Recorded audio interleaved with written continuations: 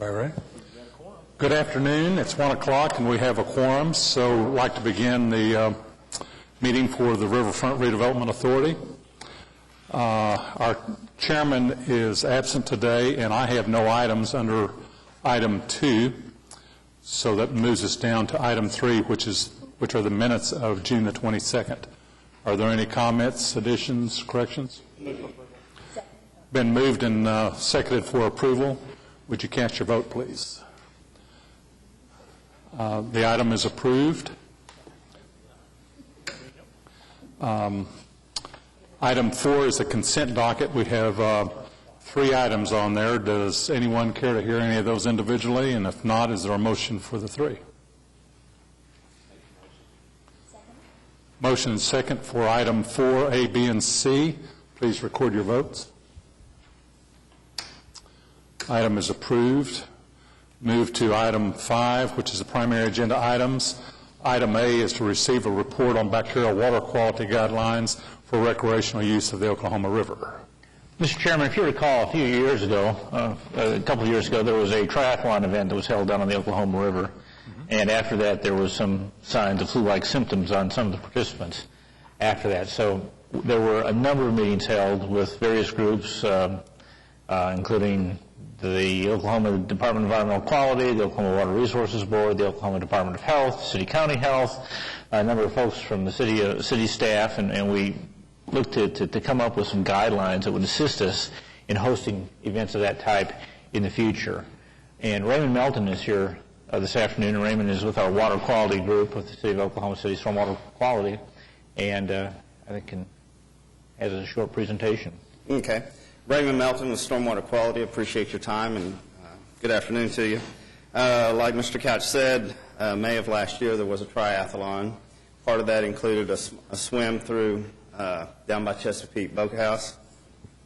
After the swim, there was a survey done, and 45 of the 218 surveys that were returned, 45 of the individuals said that they did get sick after the triathlon. So after many meetings and we met with different agencies, the Water Resources Board, Forestry Department, City-County Health, and others, the Oklahoma Department of Environmental Quality, we came up with some guidelines to add to the revocable permit. Those guidelines are in your packet today. Our department does a lot of water sampling throughout Oklahoma City, but we also focus on the Oklahoma River since that is a main attraction for the city. And we came up with some numerical criteria that we'll use in the revocable permit. If those, the decision maker will be, on the first 2 parts, will be the race director. And if the bacteria was to go above 407, the race would be called and they would have to go to a duathlon of that nature. Any questions? Do you know how the quality of the river has been in times lately? Is there? Yes, sir. The event that happened the night before of this triathlon, unfortunately, we had a large rain, which we contribute that to probably what caused the bacteria level to go up. So during normal seasons, during normal times where we haven't had a rain for 3 to 5 days, the bacteria level is normal, not high. But after a rain event, usually it does go up. How would we notify participants in this kind of event, or how would we deal with just informing people in general about the quality of the water? The race director will be responsible for that. They'll have a check-in station, and they'll be responsible for notifying people in the event. Wayne? You mentioned at what time would you test, like just pre-event? You mentioned sometime at the application for the event, but surely not at that time. No. We would start, it takes 24 hours to get results back on bacteria samples, so we would start sampling maybe 2 or 3 days ahead of time, and that way the race director would have some history there. We're developing a pretty good history of sampling along the river, so we kind of know what it's going to do. The main thing is the weather, the rain events, if we were to have one. Do we know about best practices around the country and do other communities do this? And certainly we're not the only place that has trouble with bacteria in our water. Yes, we did a lot of surveys over the internet. I made lots of calls to different, to Chicago, for instance, and New York. They have triathlons where the swimmers do go into the water. Any open water like that, you do take a risk. But yes, we did a lot of surveys. And do the participants sign some kind of a release Yes, so they that did. they are presumed to at least have the knowledge that there could be an issue? That is correct, yeah. When they sign up for the event, the race director, this is part of the paperwork that they sign. Okay. Larry? Yes, sir. What's the level right now? Can you estimate? Derek?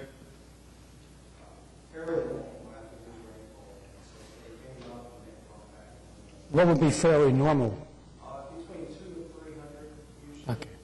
Sometimes we see lower levels right around 50 during periods of no rainfall.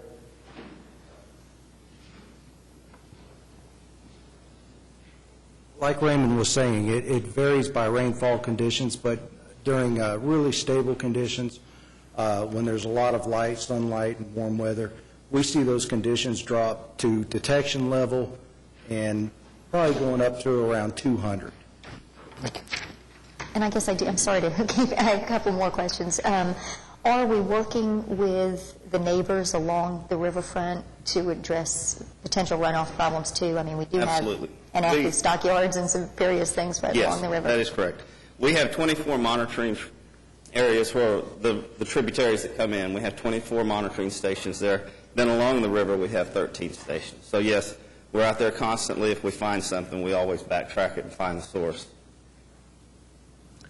So would you, in terms of generalizing, would it be a logical statement to say that it could be used for water activities through non-stormy times? And obviously there might be variations, but most of those problems are going to occur shortly after a storm. That's what you're Right, saying. that is correct. I think it's incumbent to point out there's always a risk when you're in a river of water, no matter how low that is. There's always a risk associated with those type of activities. But I think we're trying to quantify that risk and make sure people are aware of the risk, and we're deeming what we think is an acceptable risk. You talked about monitoring along the river. Where does the first monitoring start? About right under Overholser Dam at Northwest 10th Street, and it goes all the way through. We go past the Eastern Avenue Dam up to Northeast 10th Street. Could you hazard a guess of how much of it we're getting from way upstream versus what's coming into the tributaries along the Oklahoma River? I think there's probably a potential that, yes, we are getting some from upstream from just farming and cattle, things of that nature. I couldn't give you a number, though. Any other questions, Raymond? Thank you. Jim, we didn't have any legal action from the 41 sick people. I mean, No, sir. we had been indemnified. They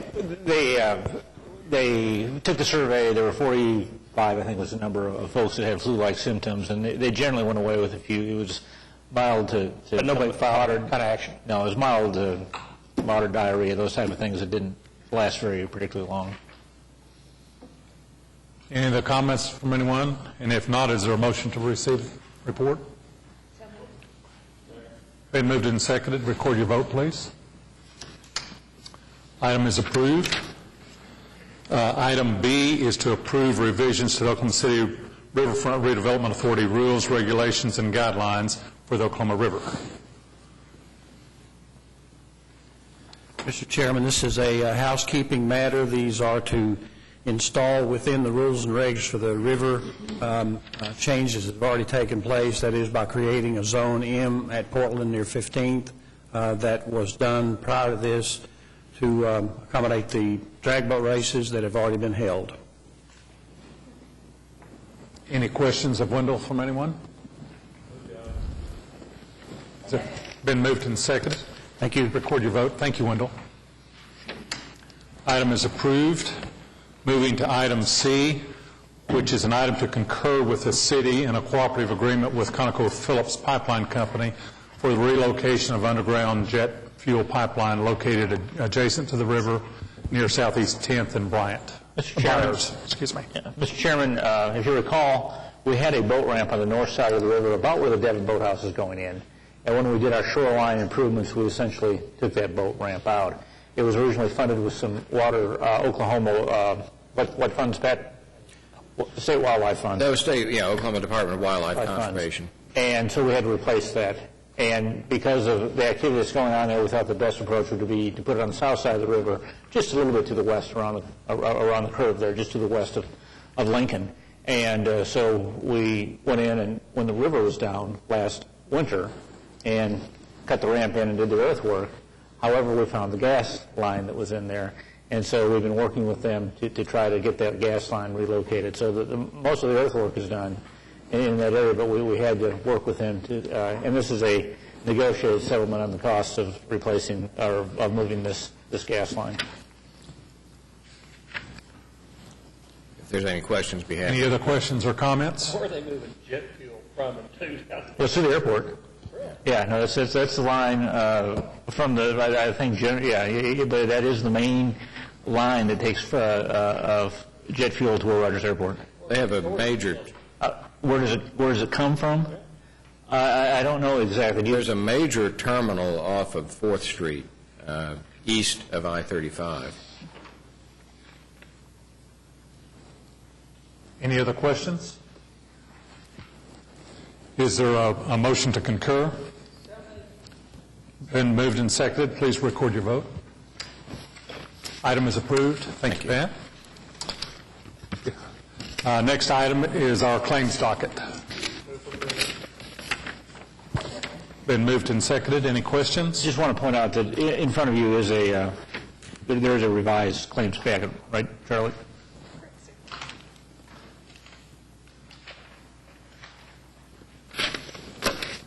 Any question? If not, record your vote.